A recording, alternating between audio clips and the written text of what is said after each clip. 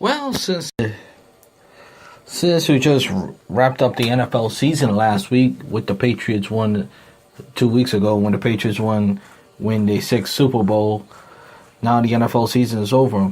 I don't know if anybody have seen the new league that Ricky Williams called the Alliance League. I haven't saw it yet, but I saw a couple of highlights. It reminded me of the it reminds me of the XFL. It have a lot of things where the NFL should be or where it's at. Again, I haven't saw games and I didn't watch the full games, but at this point, after the NFL season,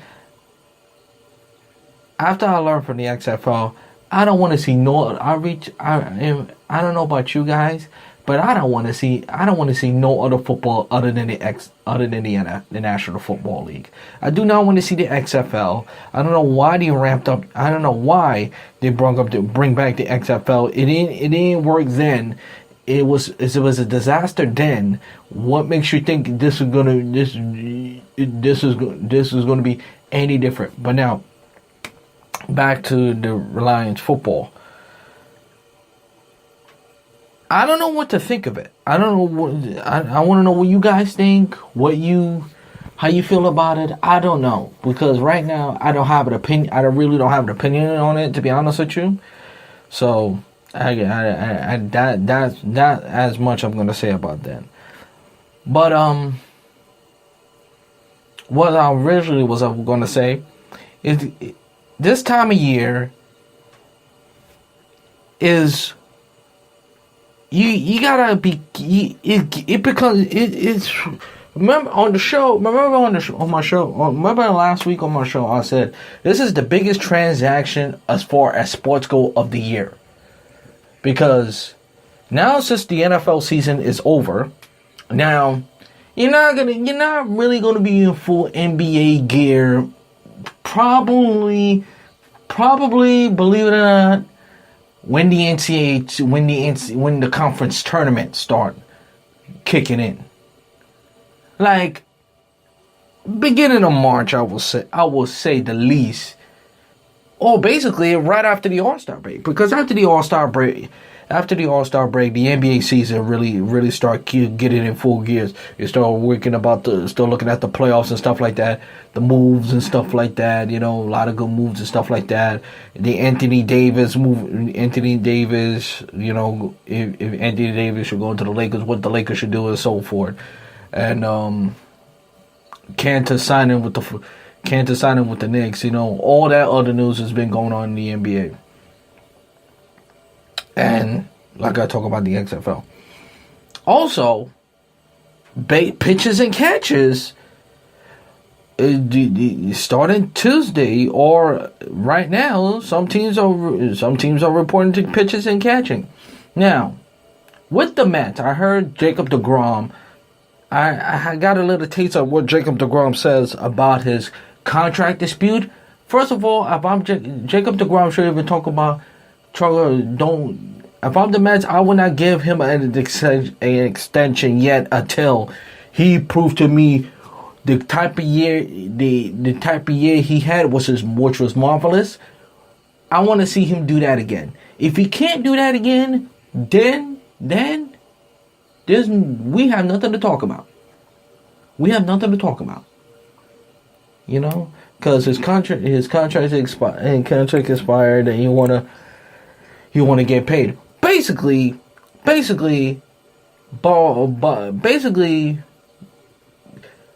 Jacob deGrom want to have his cake and eat it too. He see that he wants to play baseball. He loved it since he was a kid, just like other athletes. And that's what everybody in general, where they when you say like you love to be a broadcaster, you don't mind doing it for free. But sooner or later down the line, you want to get paid for it, because you hear that people getting paid for it. You see people getting paid for it and stuff like that. Well, that's what athletes are seeing. after seeing that they love what they do, they love playing the sports since they were little kids, and now they seeing people making a buck out of them. Now they want a piece of the pie. They want a piece of the pie as well. That's basically what it is as far as Jacob deGrom. He loved pitching. He loved baseball. He loved playing the game when he was a kid. And now he wants money. He want his money. He want his money. I mean, who could blame him? But again, if I'm the Mets, if he could do that again or better, then we could talk about give you all the money you want.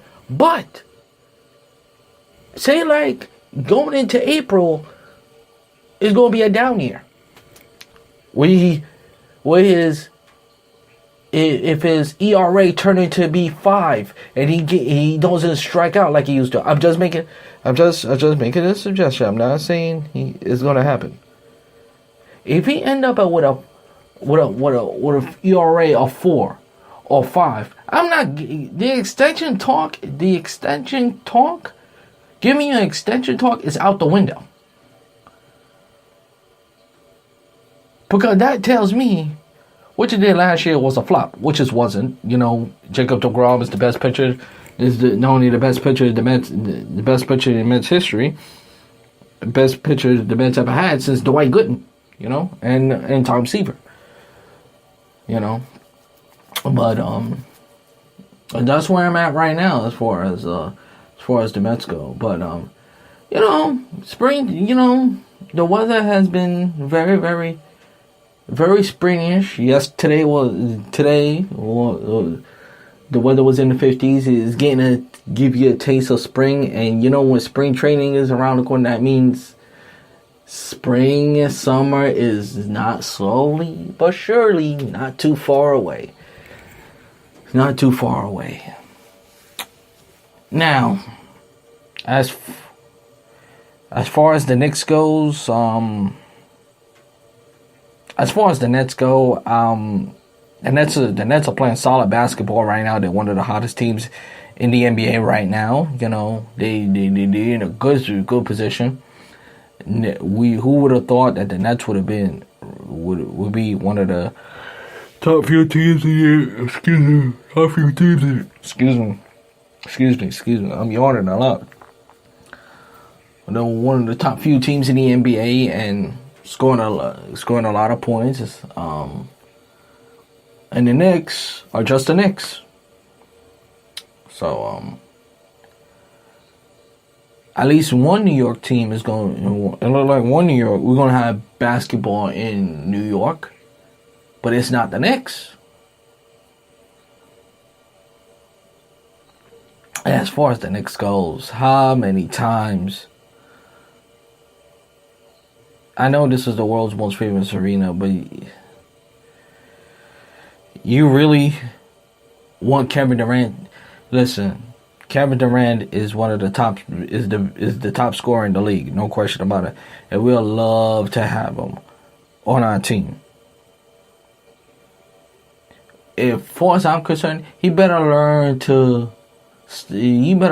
how to handle the media properly, because the last few years, ever since he went to Golden State, he hasn't handled the media. He lash out at critics. You think you think if you come to New York, you think you're gonna do that? You think God forbid if he does turn out to come to the Knicks, leave Golden State to go play at the Madison Square Garden? You really think he's going to be? You really think he's going to be? He's going to lash out at the media? The media will eat him alive. So if I'm Kevin Durant, if you're going to go to New York, you better handle the media and that boardroom show. It's not about basketball. Please. It's not about basketball. What they make it out to be. I don't watch a lot of ESPN because ESPN, instead of making it about the sport, they trying to be so damn hip and to the point it's so damn annoying. It really is. And it's so irritating. But That's ESPN for you. But as far as sports competition right now, that's where we are. Basically, that's where we are. But always listen to my episodes. Always listen to my shows weekdays between 3 or 4 o'clock right here on Spreaker.com.